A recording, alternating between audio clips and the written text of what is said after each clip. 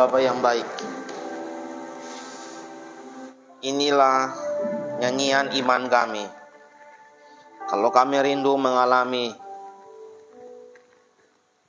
perubahan dalam hati kami rindu mengalami perubahan totalitas dalam segala aspek hidup kami. Dari segala sisi kami rindu mengalami perubahan. Dari pekerjaan, rumah tangga kami, masa depan kami rindu diubah. Terlebih khusus, ubah hati kami menjadi pribadi karakter seperti Yesus. Oleh karena itu Bapa, hamba berdoa pagi hari ini sebelum kami mendengar kebenaran firman-Mu, Engkau hadir dalam setiap hati kami masing-masing, supaya setiap firman yang kami dengar tidak berlalu begitu saja, tetapi menjadi rema daging dalam diri kami, supaya orang lain bisa melihat Kristus lewat pribadi kami. Terima kasih Yesus, kami siap mendengar kebenaran firman. Amin. Silakan duduk.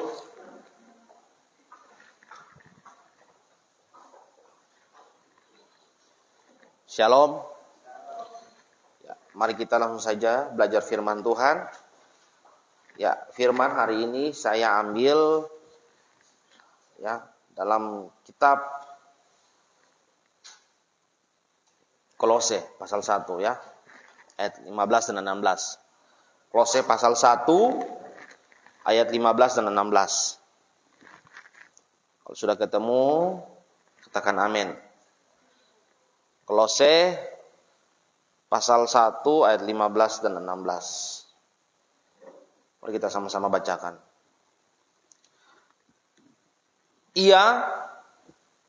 Kolose pasal 1 ayat 15 dan 16. Sudah? 1, 2, 3. Ia adalah gambar Allah yang tidak kelihatan, yang sulung lebih utama dari segala yang diciptakan. Karena di dalam dialah telah diciptakan segala sesuatu, yang ada di sorga dan yang ada di bumi, yang kelihatan dan yang tidak kelihatan, baik singgasana maupun kerajaan, baik pemerintah maupun penguasa. Segala sesuatu diciptakan oleh Dia, untuk Dia. Oke, saudara, hari ini masih tetap tema yang tidak pernah saya jauh, yaitu masih tema tahunan kita, bicara tentang pengenalan. Ya, tapi hari ini saya mau katakan, hari ini kata pengenalan menjadi kata dasar, yaitu kenal. Amin. Menjadi sebuah landasan, yaitu kenal. Artinya pengenal berhubungan dengan apapun itu, berhubungan dengan mengenal seseorang atau mengenal Kristus, atau juga pokoknya kata dasarnya itu kenal, memperkenalkan. Ya, tema hari ini yaitu memperkenalkan Kristus. Ya. Kenapa saya bilang tema memperkenalkan Kristus? Jadi Kolose di sini bilang gini, ia adalah gambar Allah yang tidak kelihatan, yang sulung lebih utama dari segala yang diciptakan. Karena di dalam dialah telah diciptakan segala sesuatu. Ya. Apa? Di dalam dialah telah diciptakan segala sesuatu. Di dalam Yesus.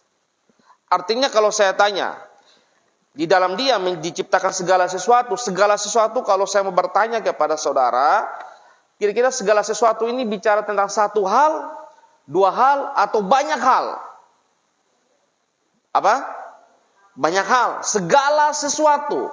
Berarti sesuatu yang tidak bisa kita ya memilah. Ya.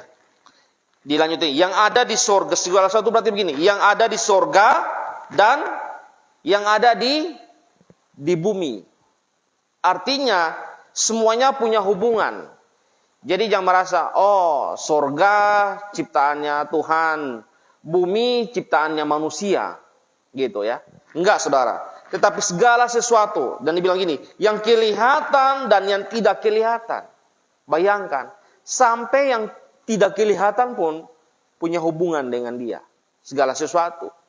Ya, apa yang kelihatan? Mungkin kita bisa merasakan suasana angin, ya kan, yang tidak kelihatan. Apalagi baik singgasana maupun kerajaan, ya. Apapun itu, baik pemerintah, bayangkan. pemerintah pun termasuk. Ya. Jadi apapun itu, instansi terkait tetap berhubungan ya dengan ciptaan Tuhan, ya. Maupun penguasa. Siapa yang menguasai dunia ini? Walaupun sekali ada jabatan di situ, entah penguasa dalam pemerintahan, gubernur, ya, kepala daerah, penguasa siapa?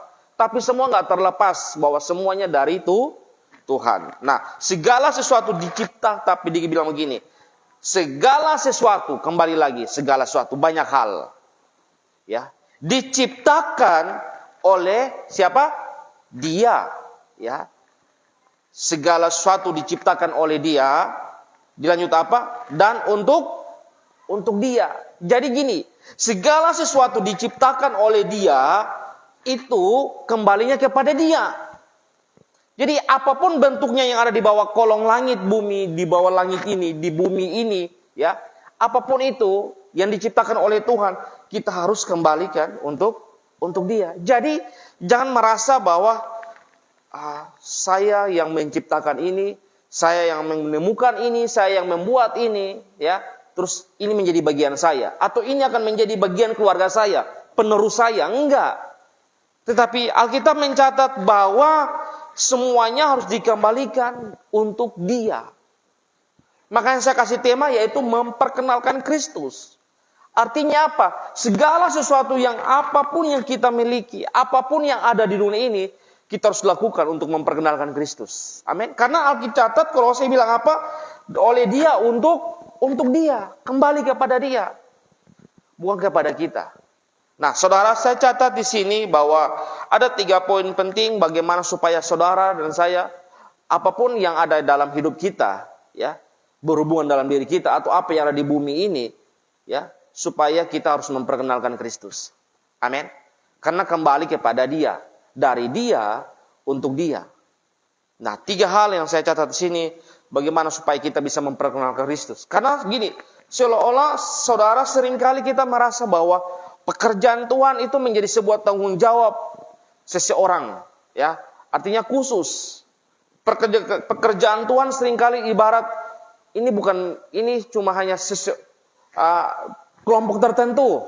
Ya, atau mungkin, ini bagian dari misi, atau ini bagian dari yayasan, atau ini bagian dari gereja. Saya cuma hanya sebagai jemaat, saya tahu hanya datang duduk diam dan mendengar. Ya kan? Seringkali kita punya konsep seperti itu. Tapi saya mau katakan hari ini mari kita belajar firman Tuhan. Bahwa apapun status kita hari ini, apapun jabatan kita yang kita miliki, apapun keadaan kita dalam hidup ini, kita harus memperkenalkan Kristus. Amin.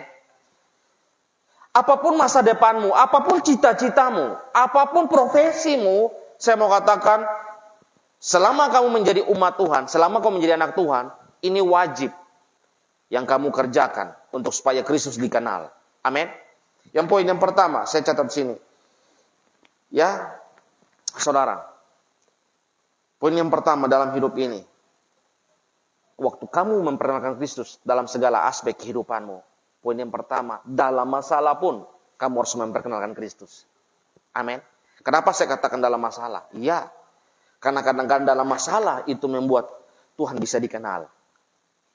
Ya, dalam situasi apapun, mungkin ibaratnya COVID, justru di tengah-tengah COVID, seringkali mungkin disitulah kita orang-orang bisa memperkenalkan Kristus. Orang-orang bisa banyak yang nggak tahu Tuhan, siapa itu Tuhan, tiba-tiba dia bisa kenal Kristus. Karena lewat keadaan bangsa kita yang sedang dilanda oleh virus corona. Itu bisa menjadi bagian. Kok bisa? Iya. Karena ada orang-orang yang tadinya, ya, waktu wabah ini belum ada, dia sangat, ya, sibuk dengan keberadaan dia, sampai lupa dengan panggilan dia, sampai lupa hubungan dia dengan Tuhan. Tetapi waktu virus ini datang dalam hidupnya, di bangsa ini, dunia ini, orang itu mulai aktivitas dia terhenti di luar. Nah, dia banyak waktu di rumah. Disitulah menjadi banyak waktu dia komunikasi dengan Tuhan. Ya kan?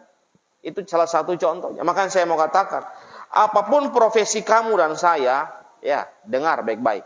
Kita harus memperkenalkan Kristus dalam dunia ini. Amin. Kristus harus benar-benar dikenal. Karena Kolose sudah mencatat cari. Segala sesuatu dari dia untuk dia. Amin. Jadi kamu bilang, yang salah, ada orang punya profesi, ya, tetapi profesinya nggak bisa digunakan untuk memperkenalkan Tuhan. Maka saya mau bilang, saya punya konsep begini, kaya nggak apa-apa. Kamu cari uang sebanyak apapun nggak masalah. Tetapi yang masalah, ketika kamu kaya, kamu nggak bisa gunakan uang itu untuk memperkenalkan Kristus. Itu yang salah. Amin. Itu yang salah. Kamu boleh memiliki apa aja, fasilitas apa saja yang kamu miliki di dunia ini. Tetapi kembali, kalau semua yang kamu cari, tetapi setelah hari-hari hidupmu, kamu nggak bisa gunakan itu untuk memperkenalkan Kristus, maka itu yang menjadi kesalahan dalam hidup kita. Ya, yang pertama, saya lihat sini. Apa yang tadi saya katakan, poin yang pertama untuk memperkenalkan Kristus, poin yang pertama dalam masalah. Mari kita lihat. Apa sih yang dalam contoh kasus yang dalam masalah orang bisa memperkenalkan Kristus? Mari kita lihat dalam Daniel 3 ayat 16 dan 18. Ya. Silakan buka kitab Daniel 3 ayat 16 dan 18. Ini salah satu kasus contoh yang dimana dalam masalah dan Kristus dan Tuhan diperkenalkan.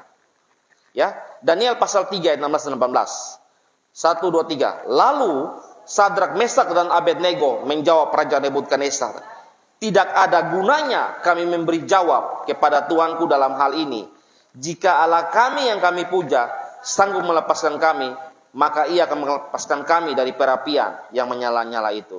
Dan dari dalam tanganmu ya Raja, tetapi seandainya tidak, hendaklah kamu Tuhanku mengetahui ya Raja, bahwa kami dan tidak akan menyembah patung emas yang Tuanku dirikan itu. Nah ini dalam situasi masalah enggak? Masalah. Ya, Sadrak, Mesak, Abednego dalam situasi yang mencekam di dalam api perapian yang dilakukan oleh Nebukadnezar, tetapi mereka tidak bisa menyangkal ya, iman mereka. Justru dalam situasi masalah ini mereka membuktikan kalau mereka harus memperkenalkan siapa Tuhan mereka. Lewat apa? Lewat situasi bahwa mereka tidak akan menyembah. Ini statement yang luar biasa. Ya, dibilang apa? Sekalipun Tuhan yang kami sembah tidak sanggup, Allah yang kami sembah, yang kami puja, tidak melepaskan kami, ya, dari perapian yang menyalanya itu dan dari tanganmu, ya Raja. Tetapi seandainya tidak, hendaklah Tuhan mengetahui Raja bahwa kami tidak akan memuja dewa, ya, tidak akan memuja dewa Tuhan. Satu komitmen, ya, satu pembuktian iman yang luar biasa. Tapi justru dari sini, ya, dalam situasi masalah ini, ya, membuat mereka membuktikan bahwa Allah mereka Allah yang hidup. Amin. Mereka ibarat, saya mau katakan terjemahin bebas bagi saya bilang, ya, apapun situasi, sekalipun Tuhan yang kami sembah tidak menolong kami, ya, tidak memberi bantuan buat kami, tidak menyatakan buktinya untuk mengeluarkan kami dari perapian ini, kami tidak akan dewa Tuhanku. Nah, seringkali dalam situasi masalah seperti ini, seperti masalah-masalah gini, kadang-kadang kita goyah iman kita, sampai akhirnya kegoyahan itu membuat kita nggak bisa memperkenalkan Kristus. Kita ditekan, kita diintervensi. Sebenarnya justru di saat-saat seperti itu, dalam masalah seperti ini, kita dibuktikan iman kita. Waktu kita bisa membuktikan iman kita, waktu kita bisa mempertahankan iman kita, orang lain akan lihat, orang lain akan bingung. Gila. Ya, dahsyat ya dia. Saya sudah banyak menekan dia situasi seperti gini, tapi dia tidak merespon. Ya. Siapa sih? Karena orang akan bertanya, apa yang menyebabkan dia bisa bertahan dalam masalah seperti ini? Apa yang membuat dia tidak goyah? Di situ musuh akan melihat. Dan ketika musuh melihat, musuh pun juga akan menjadi percaya. Karena melihat pembuktian, melihat pilihan kita tepat. Amin. Dan musuh akan tercengang melihat. Dalam situasi seperti gini. Karena di luar nalar semua. Itu poin yang pertama. Amin. Apa? Memperkenalkan Tuhan. Lewat apa? Dalam masalah. Jadi buat anak-anak Tuhan, Waktu kamu punya masalah, tapi kamu tetap duduk diam dan tenang berdoa, orang-orang akan melihat kamu. Orang-orang akan melihat, membandingkan, kenapa dia bisa tenang, kenapa saya nggak bisa? Ya, waktu orang lain mengambil keputusan untuk bunuh diri, orang lain ambil keputusan untuk tinggalkan gereja, tinggalkan Tuhan, ya, tapi kamu masih tetap komitmen di dalam Tuhan. Disitulah perbandingan kita, ya. Dan dalam masalah itu kesempatan buat kamu bisa bertahan dalam masalah itu. Orang yang bisa melihat Yesus dalam pribadimu. Jadi untuk memperkenalkan Kristus bukan harus kamu punya baca dari kitab Kejadian sampai Wahyu. Bukan kamu harus menghafal ayat sampai 100 ayat supaya kamu datang khotbah ke orang, "Hey, ini ayat firman Tuhan begini." Enggak. Bukan seperti itu. Atau mungkin kamu bilang, "Oh, saya memperkenalkan Kristus harus sekolah Alkitab." Enggak. Enggak perlu. Apapun profesimu, apapun statusmu yang kamu sedang saat ini lakuni, tapi percayalah, pakai profesi, pakai jabatanmu, pakai pekerjaanmu sebagai statusmu itu untuk memperkenalkan Tuhan. Jangan berpikir bahwa untuk memperkenalkan Kristus harus saya menjadi seorang pemimpin, public figure rohani. Enggak. Ini wajib buat kita semua. Amin. Karena kita semua punya status disebut sebagai rasul. Amin. Rasul. Rasul dalam apapun profesi pekerjaanmu, kamu disebut rasul. Ya. Nah, saudara, yang kedua, bagaimana kita memperkenalkan Kristus? Ya, tadi apa? Poin yang pertama tadi apa? Dalam masalah. Yang kedua, perkenalkan Kristus. Apa yang ada dalam dirimu? Itu poin yang kedua. Apa yang ada pada kita? Jadi jangan tunggu kamu punya ini dulu. Saya nggak punya karunia, saya nggak punya talenta, doa saya nggak berkuasa. Tapi Alkitab mencatat apa yang ada padamu. Pakai itu untuk memperkenalkan Kristus. Ya, nggak harus. Om, saya nggak bisa. Saya nggak bisa melayani, saya nggak bisa ini karena saya nggak punya itu. Seringkali kita berbagi alasan untuk pembenaran diri, untuk supaya kita tidak bisa bergerak. Tetapi Alkitab mencatat, memperkenalkan Kristus dengan apa yang ada pada kita. Amin. Mari kita lihat dalam Kisah Para Rasul 3 ayat 6. Sama-sama kita baca. Ada kisah kasus yang dimana Kisah Para Rasul pasal 3 ayat 6. Waktu Paulus, ya, waktu Petrus sedang melayani, dia bertemu dengan seseorang. Kisah Para Rasul 3 ayat 6. Sudah? Sama-sama kita baca. 1, 2, 3. Tetapi Petrus berkata, "Emas dan perak tidak ada padaku. Tetapi apa yang kupunyai, kuberikan kepadamu. Demi nama Yesus Kristus, orang Nazaret itu, berjalan." Ya. Petrus nggak punya apa-apa. Dari kasus ini, Petrus bilang apa? Lihat. "Emas dan perak tidak ada padaku. Tetapi apa yang kupunyai, kuberikan kepadamu." Jadi apa yang kamu punya? Tuhan nggak butuh hartamu. Saya nggak bisa melayani, saya nggak bisa memberi banyak, karena saya nggak punya apa-apa. Enggak, Tuhan nggak butuh uangmu. Saya nggak bisa terlibat banyak, saya tidak bisa ambil bagian banyak dalam pekerjaan Tuhan, karena saya nggak punya apa-apa. Dengar. Perkenalkan Kristus lewat apa yang ada padamu. Kamu nggak perlu harus memiliki emas dan perak, fasilitas, baru kau bisa memperkenalkan Tuhan. Kasus ini membuktikan. Tetapi Petrus berkata, "Emas dan perak tidak ada padaku. Tetapi apa yang kupunyai, kuberikan kepadamu. Demi nama Yesus Kristus, orang Nazaret itu, berjalanlah." Ini satu contoh yang sederhana, ya saudara, bahwa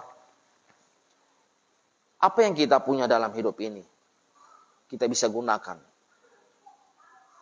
Ya, kamu punya skill, pakai gunakan itu untuk memperkenalkan Tuhan. Apa yang Tuhan taruh dalam hati, temukan. Gak mungkin setiap manusia Tuhan ciptakan, gak mungkin tidak memiliki sesuatu potensi dalam diri. Gali itu, temukan. Kenapa kamu gak temukan? Karena seringkali kita malas. Kita malas. Kita mulai membandingkan hidup kita dengan orang lain.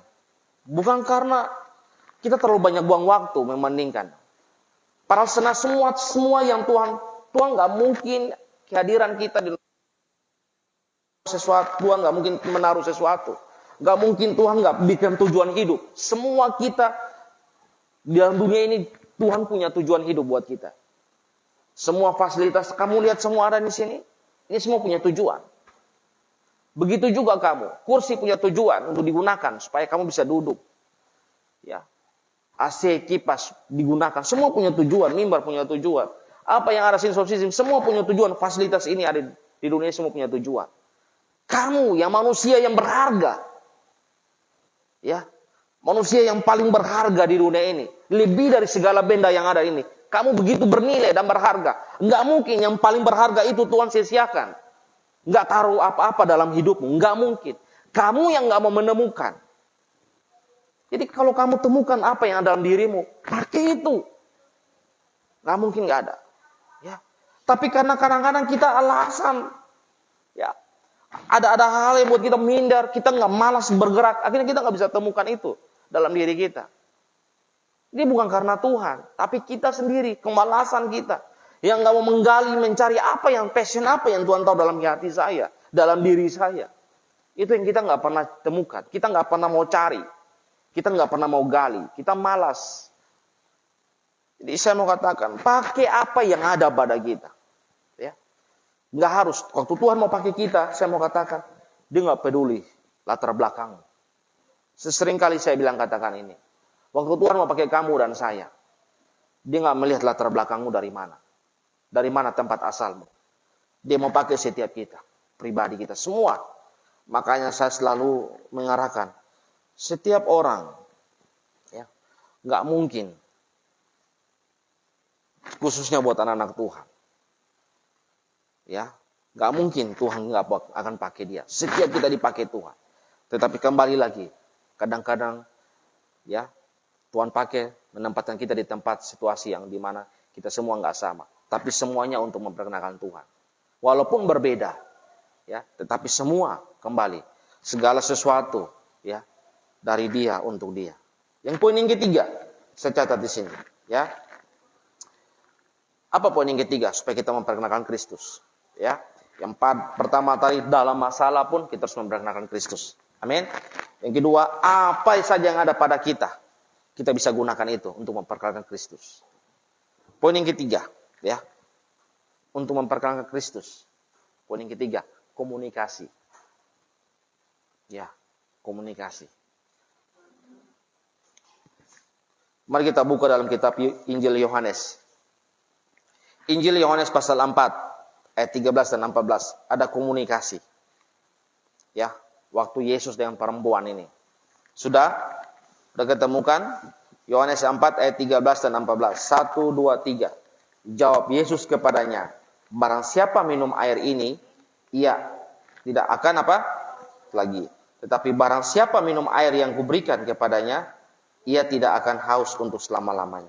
Sebaliknya, air yang kuberikan kepadanya akan menjadi mata air dalam dirinya, yang terus-menerus memancar sampai kepada hidup yang kekal. Ya, komunikasi. Tergantung komunikasi yang kita komunikasi tentang apa. Tapi seringkali komunikasi kita hanya bicara tentang hal dunia. Kita malas bicara komunikasi tentang Tuhan. Tapi saya mau katakan, komunikasi sederhana. Yesus nggak pakai apa-apa. Yesus hanya kasih ibarat apa yang ada di depan dia. Dibilang begini, barang siapa minum air ini, artinya ada di sumur itu ya. Kita jumpa perempuan Samaria ya, ada air situ ya, di sumur itu. Minum air ini, ia akan haus lagi.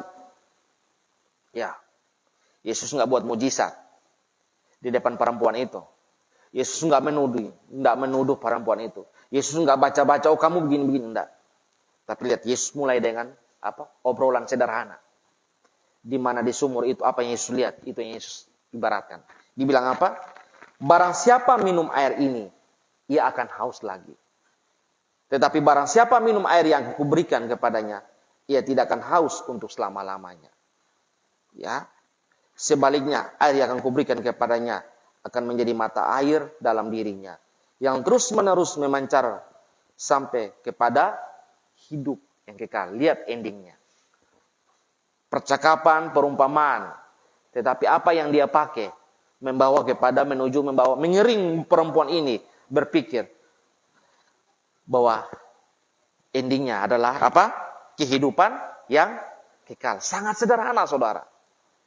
Dia pakai apa yang ada di depan dia. Cuma ibarat air yang mungkin orang lihat anggap biasa. Tetapi yang Yesus nawarkan, yang sederhana ini, justru membawa dia kepada kehidupan kekal, abadi. Amin. Mari, apa yang kamu lihat? Apa yang kamu komunikasi dengan rekan sahabatmu, dengan orang yang beda beragama? Bagaimana? Ya, kalau kamu punya komunikasi yang baik, kamu mau rencana komunikasi mengiring dia kepada kehidupan kekal. Ya, apa yang ada di depan matamu, kamu bisa gunakan pakai bahasa perumpamaan itu. Kamu bisa gunakan apa yang ada di depan matamu untuk bisa membawa orang itu kepada kehidupan kekal. Amin. Jadi tidak harus kamu membuktikan. Ya, tidak harus kamu membuktikan dengan mujizat, kuasa yang spektakuler. Enggak perlu. Dan lihat bagaimana cerita selanjutnya, kamu tahu, kita semua tahu. Ya. Percakapan ini membuat perempuan ini respon balik. Dan respon baliknya membuat apa? Saudara tahu apa respon balik? Ya.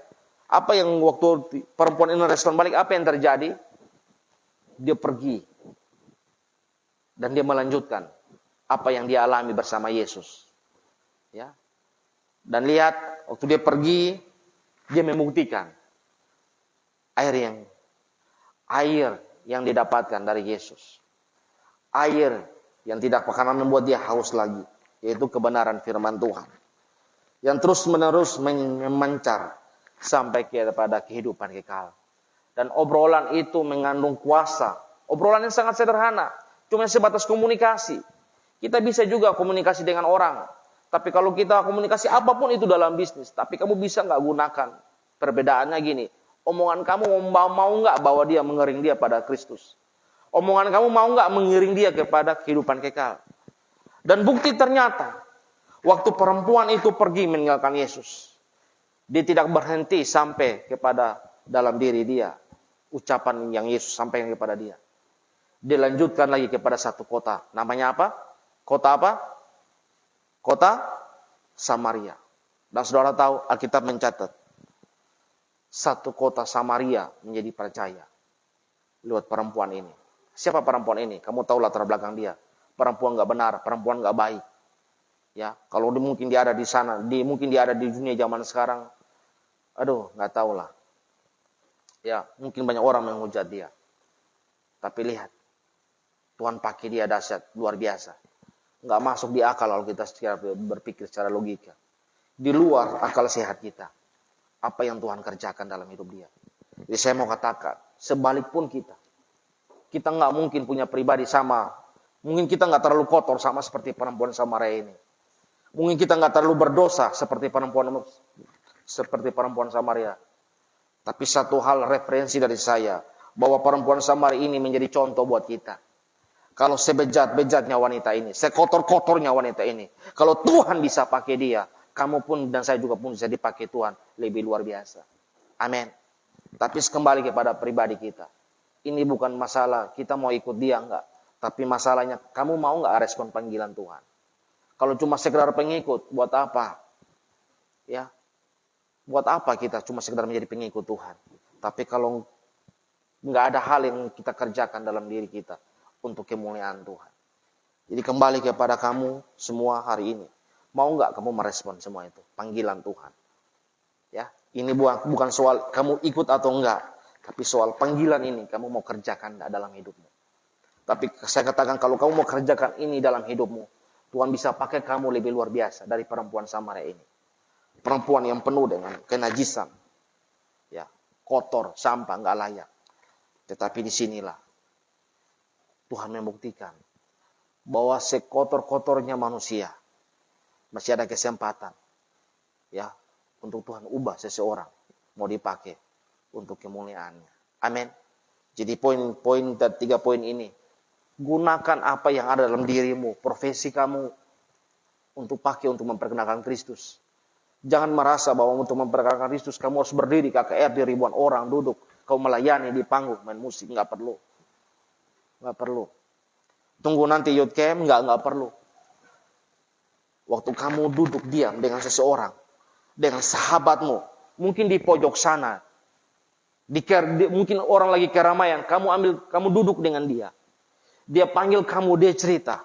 Mungkin orang lain nggak lihat, apa yang kamu kerjakan. Tapi di dalam kesendirian Tuhan melihat kamu. Kamu sedang membimbing seseorang yang penuh beban dalam hidup ini. Kamu sedang komunikasi dengan dia di sudut gelap sana. Kamu sedang bicara tentang Tuhan. Perkenalkan Kristus.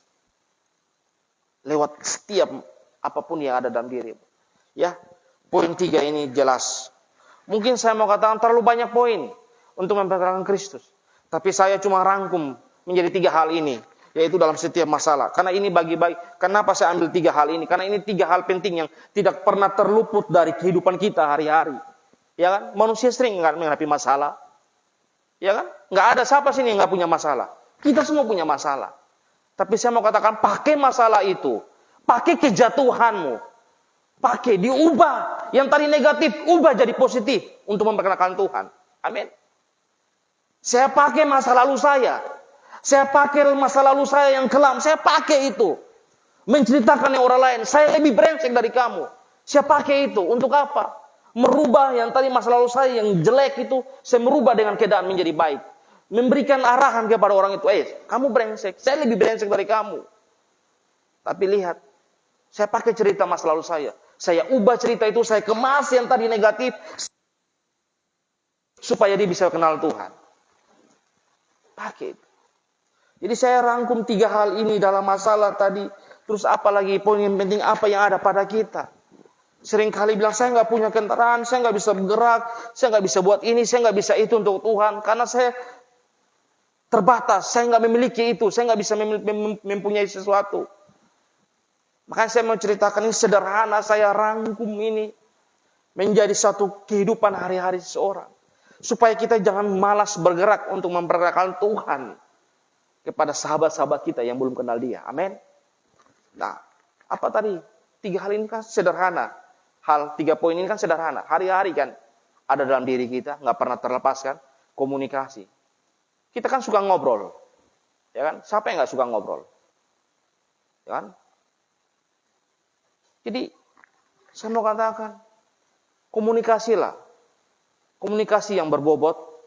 Komunikasi yang berisi. Komunikasi yang berbicara tentang yang kamu mau mengarahkan komunikasi itu bagaimana kamu bisa mengiring dia. Dengan komunikasi itu kau bisa mengiring dia kepada Tuhan. Amin.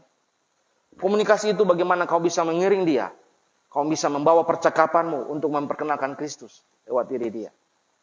Ya, saudara, saya beberapa hari ini hampir seminggu, Senin sampai Jumat kemarin ikut kegiatan BNN.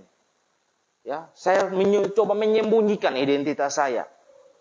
Ya, karena saya mau pingin jadi supaya saya bisa diterima. Tadi saya punya konsep begitu. Tapi nggak tahu gimana tiba-tiba sampai terjadi obrolan dalam mobil. Malam itu kita mau nongkrong di kafe dengan berbagai yayasan-yayasan orang-orang yang mungkin saya sendiri situ yang cuma Nasrani. Tapi saya cuma menyembunyikan status ini supaya saya bisa diterima. Ternyata dalam percakapan di mobil menuju kafe upgrade terjadi pembicaraan, tanya, terus didukung oleh mana. Tiba-tiba muncul sendiri, karena nggak tahu saya apa yang saya ngomong, apa yang saya jawab. Tiba-tiba muncul sendiri seseorang yang beda agama dengan kita. Dia ngomong, kalau dia kan pasti didukung oleh dari Palestina. Bukan disalah ngomong, bukan Palestina, dari Israel. Jadi tetap ada hubungannya, dia mau mengarah kepada Tuhan. Iya kan? Pasti Pak Denny didukung oleh Israel, makanya bisa lakukan bisa berjalan yayasan dia tanpa pungut biaya, karena mungkin dari Israel langsung. Nggak masalah, walaupun itu sebagai lelucon, tapi dia mulai bagi saya ibarat komunikasi itu sederhana, tetapi dia mulai mengerti siapa yang sedang menyertai saya, siapa Tuhan saya sebenarnya, ya kan? Sederhana. Ya, saya ngakak sedikit, iyalah. Saya bilang gimana, dari Israel mana, saya aja belum naik haji ke Israel, ngolok-ngolok kami bercanda. Jadi komunikasi itu sederhana, akhirnya mereka mengetahui. Dengan obrolan yang begitu, akhirnya singkat cerita, besok lanjut lagi pembicaraan, akhirnya mereka mengetahui. Bahwa ternyata pelayanan saya, tidak bisa dipungkiri kalau lewat pelayanan spiritual rohani. Ya. Karena mereka bingung, Bapak nggak punya dokter, Pak Denny nggak punya psikiater, Pak Denny nggak punya psikologi. Karena semua yang hadir situ, mereka punya lembaga-lembaga yang mungkin lengkap semua kebutuhannya. Mereka punya dokter, mereka punya psikiater, psikologi, semua punya. Cuma saya sendiri. Yang saya hanya bisa bicara, saya nggak punya siapa-siapa. Terus pakai cara apa, metode apa? Saya ngomong apa adanya. Dan disitulah dengan omongan itu akhirnya mulai mereka mungkin berpikir, ya, mungkin mereka berpikir merenung dan mereka sendiri menemukan jawaban. Bukan saya memberi jawab, tapi mungkin dengan pernyataan saya mereka berpikir, ya, mereka merenungkan, ya, mereka menampung semua omongan saya dan mereka langsung mengambil kesimpulan. Oh, berarti Pak Denny pakai pelayanan ini ya, spiritual rohani. Iya. Ya, tanpa saya ngomong. Tanya kegiatannya pagi ngapain sampai siang malam. Disitulah perbedaannya. Ya, saya mau katakan. Mari, saya mulai merenungkan Tuhan. Ini waktunya. Saya harus ada di tengah-tengah orang yang belum mengenal Engkau. Masuk di situ, berhubungan dengan mereka. Tapi saya harus membuktikan. Lewat sikap hidup, pergaulan, mau memperkenalkan Engkau lewat mereka. Lewat lembaga ini, biar namamu dikenal. Jadi, begitu juga kamu statusmu. Kamu ada di dunia pengusaha. Kamu ada di dunia apa saja. Ya, musik. Tapi coba tempatkan dirimu kalau kamu berbeda dengan mereka. Amin. Tempatkan dirimu perbedaan itu. Perbedaan itu yang membuat kamu bisa akan mengenalkan Tuhan. Waktu kamu ada di kalangan guru-guru musik mungkin. Yang musiknya semuanya kok mereka hobinya semuanya pada keluarkan apa dari kantong celana mereka dengan merokok, ya kan? Tapi kamu nggak keluarkan apa-apa dari saku celana. Mungkin mereka berasap, kamu nggak berasap. Situ kan mereka akan melihat kenapa sih? Karena sama seperti saya. Waktu di kafe semua keluarkan rokok. Ya kan? Mereka break sedikit 15 menit keluar lari ke belakang hotel berokok. Mereka bingung kok saya nggak. Situ mereka bertanya-tanya. Nah begitu juga kamu, mahasiswa. Kamu boleh ada dulu duduk bergaul dengan sesamamu, agamamu, apa saja. Bergaul di sesama kalanganmu mahasiswa. Apapun agama mereka. Tetapi kamu yang membuat kamu bisa memperkenalkan Kristus. Perbedaannya, karaktermu. Semua mahasiswa. Mungkin kamu mau ikut demo, silakan. Tapi kalau orang demo, urak-urakan, ribut, rusuh, bakarin, begitu kamu tenang.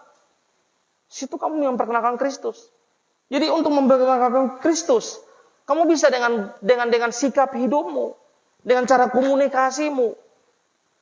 Jadi begitu juga dalam dunia usaha, dunia bisnis, apa saja saya mau katakan hari ini. Tuhan mau taruh kamu di situ nggak kebetulan.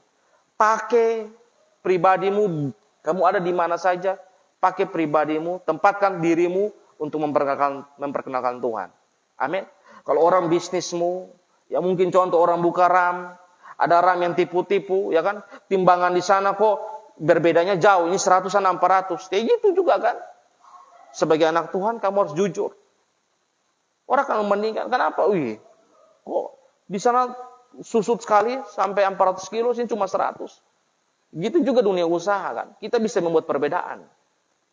Perbedaan itu yang kita buat, itu untuk memperkenalkan Tuhan kita. Amin. Jadi, saya mau bagi ini tanamkan buat diri kalian ke depan. Ya, bekal buat perjalanan hidup kalian. Mari memperkenalkan Tuhan. Bukan harus kamu ada di mimbar sini. Baca Alkitab, mari kita buka Yohanes 3:16, enggak perlu. Kamu bisa memperkenalkan Tuhan, kamu bisa bicara tentang Dia di mana saja kamu berada. Amin. Tidak harus kamu berdiri di sini. Bukan harus kamu berkhotbah di lapangan besar. Supaya, sini saya ceritakan tentang Yesus. Enggak perlu.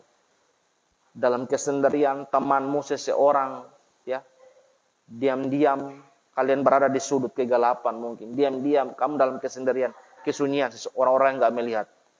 Kamu mungkin terpojok dengan seseorang di sana lagi ngobrol dengan dia yang sedang terpojok.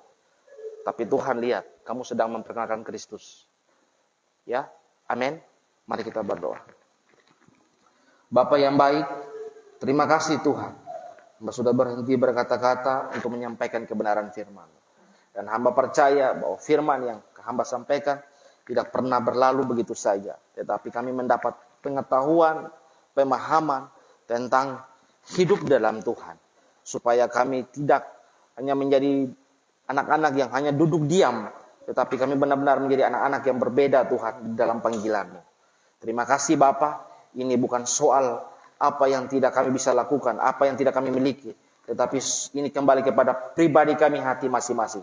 Kami mau nggak bergerak Tuhan. Terima kasih Bapa. Jauhkan dari kemalasan kami untuk memperkenalkan Tuhan.